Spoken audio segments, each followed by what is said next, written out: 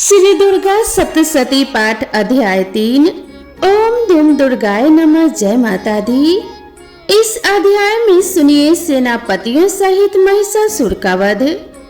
ऋषि कहते हैं, दैत्यों की सेना को इस प्रकार तहस नहस होते देख महादैत्य सेनापति चिक्षुर क्रोध में भरकर अंबिका देवी से युद्ध करने के लिए आगे बढ़ा। वह रणभूमि में देवी के ऊपर इस प्रकार बाणों की वर्षा करने लगा जैसे बादल मेरुगिरी के शिखर पर पानी की धार बरसा रहा हो। तब देवी ने अपने बाणों से उसके बाण समूह को अनायास ही काट कर उसके घोड़ों और सारथी को भी मार डाला। साथ ही उसके धनुष तथा अत्यंत ऊंची ध्वजा को भी तत्काल काट गिराया। धनुष कट जाने पर उसके अंगों को अपने बाणों से बींध डाला। धनुष रथ घोड़े और सारथी के नष्ट हो जाने पर वह असुर ढाल और तलवार लेकर देवी की ओर दौड़ा। उसने तीखी धार वाली तलवार से सिंह के मस्तक पर चोट करके देवी की भी बाईं भुजा में बड़े वेग से प्रहार किया। राजन देवी की बाह पर पहुंचते ही वह तलवार टूट गई। फिर तो क्रोध से लाल आंखें करके उस राक्षस ने शूल हाथ में लिया और उसे उस महादैत्य ने भगवती भद्रकाली के ऊपर चलाया। वह शूल आकाश से गिरते हुए सूर्य मंडल की भांति अपने तेज से प्रज्वलित हो उठा। उस शूल को अपनी ओर आते देख देवी ने भी शूल का प्रहार किया। उससे राक्षस के शूल के सैकड़ों टुकड़े हो गए। साथ ही महादैत्य चिक्षुर की भी धज्जियां उड़ गई। वह अपने प्राणों से हाथ धो बैठा। महिषासुर के सेनापति उस महापराक्रमी चिक्षुर के मारे जाने पर देवताओं को पीड़ा देने वाला चामर हाथी पर चढ़कर आया। उसने भी देवी के ऊपर शक्ति का प्रहार किया, किंतु जगदम्बा ने उसे अपने हुंकार से ही आहत एवं निष्प्रभ करके तत्काल पृथ्वी पर गिरा दिया। शक्ति टूटकर गिरी हुई देख चामर को बड़ा क्रोध हुआ। अब उसने शूल चलाया, किंतु देवी ने उसे भी अपने बाणों द्वारा काट डाला। इतने में ही देवी का सिंह उछलकर हाथी के मस्तक पर चढ़ बैठा और उस दैत्य के साथ खूब जोर लगाकर बाहु युद्ध करने लगा। वे दोनों लड़ते लड़ते हाथी से पृथ्वी पर आ गए और अत्यंत क्रोध में भरकर एक दूसरे पर बड़े भयंकर प्रहार करते हुए लड़ने लगे। तदनंतर सिंह बड़े वेग से आकाश की ओर उछला और उधर से गिरते समय उसने पंजों की मार से चामर का सिर धड़ से अलग कर दिया। इसी प्रकार उदग्र भी शिला और वृक्ष आदि की मार खाकर रणभूमि में देवी के हाथ से मारा गया तथा कराल भी दांतों, मुक्कों और थप्पड़ों की चोट से धराशायी हो गया। क्रोध में भरी हुई देवी ने गदा की चोट से उद्धत का कचूमर निकाल डाला।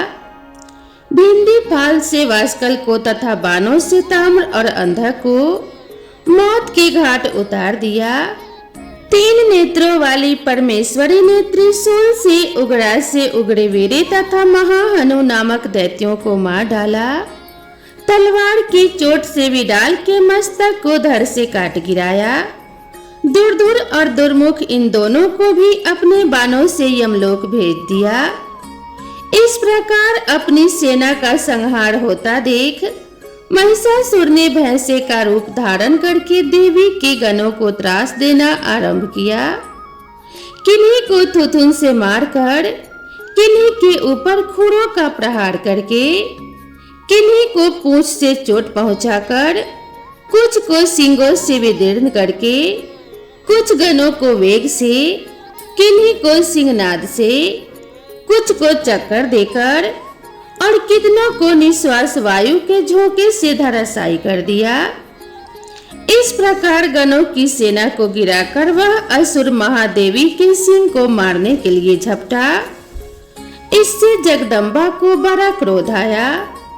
उधर महापराक्रमी महिषासुर भी क्रोध में भरकर धरती को खुरों से खोदने लगा तथा अपने सींगों से ऊंचे ऊंचे पर्वतों को उठाकर फेंकने और गरजने लगा। उसके वेग से चक्कर देने के कारण पृथ्वी क्षुब्ध होकर फटने लगी। उसकी पूंछ से टकराकर समुद्र सब और धरती को डुबोने लगा। हिलते हुए सींगों के आघात से विदीर्ण होकर बादलों के टुकड़े टुकड़े हो गए। उसके श्वास की प्रचंड वायु के वेग से उड़े हुए सैकड़ों पर्वत आकाश से गिरने लगे। इस प्रकार क्रोध में भरे हुए उस महादैत्य को अपनी ओर आता देख चंडिका ने उसका वध करने के लिए महान क्रोध किया। उन्होंने पास फेंक कर उस महान असुर को बांध लिया। उस महासंग्राम में बंध जाने पर उसने भैंसे का रूप त्याग दिया और तत्काल सिंह के रूप में वह प्रकट हो गया। उस अवस्था में जगदम्बा ने ज्यों ही उसका मस्तक काटने के लिए उद्यत हुई, त्यों ही वह खड्गधारी पुरुष के रूप में दिखाई देने लगा। तब देवी ने तुरंत ही बाणों की वर्षा करके ढाल और तलवार के साथ उस पुरुष को भी बींध डाला। इतने में ही वह महान गजराज के रूप में परिणत हो गया तथा अपनी सूंड से देवी के विशाल सिंह को खींचने और गरजने लगा। खींचते समय देवी ने तलवार से उसकी सूंड काट डाली। तब उस महादैत्य ने पुनः भैंसे का शरीर धारण कर लिया और पहले की ही भांति चराचर प्राणियों सहित तीनों लोगों को व्याकुल करने लगा।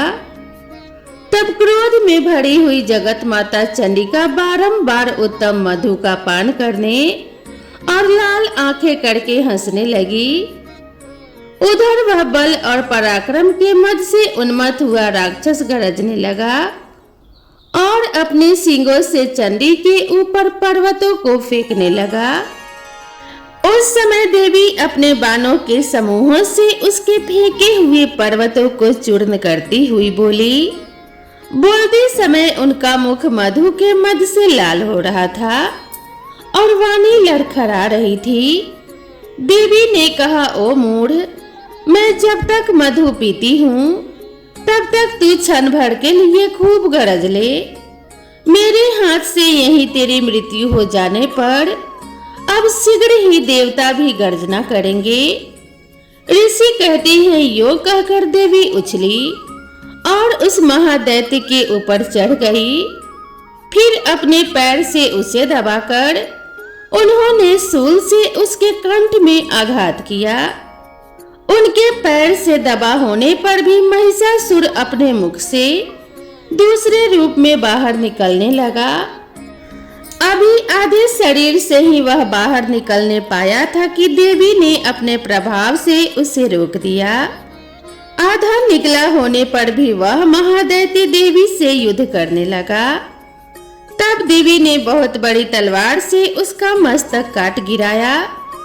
फिर तो हाहाकार करती हुई दैत्यों की सारी सेना भाग गई तथा संपूर्ण देवता अत्यंत प्रसन्न हो गए। देवताओं ने दिव्य महर्षियों के साथ दुर्गा देवी का स्तवन किया। गंधर्व राज गाने लगे तथा अप्सराएं नृत्य करने लगी। इस प्रकार श्री मार्कंडेय पुराण में सावर्णिक मनवंतर की कथा के अंतर्गत देवी महात्म्य में महिषासुरवध नामक तीसरा अध्याय पूरा हुआ। तो प्रेम से बोलिए जय माता दी। दोस्तों, आप सभी को यह पाठ और यह वीडियो कैसी लगी कृपया कमेंट करके जरूर बताएं। वीडियो पसंद आई हो तो इसे एक लाइक जरूर करें। साथ ही चैनल पर पहली बार आए हो तो चैनल को सब्सक्राइब करना ना भूलें। तो दोस्तों, मिलते हैं इसी तरह के नेक्स्ट अध्याय में। माता रानी की कृपा आप सभी भक्तों के ऊपर सदा सर्वदा बनी रहे। आप सभी का कल्याण हो, इसी कामना के साथ आप सभी से विदा लेते हैं। मिलते हैं अगले अध्याय में नई कथा और नई कहानी के साथ। तब तक के लिए राधे राधे।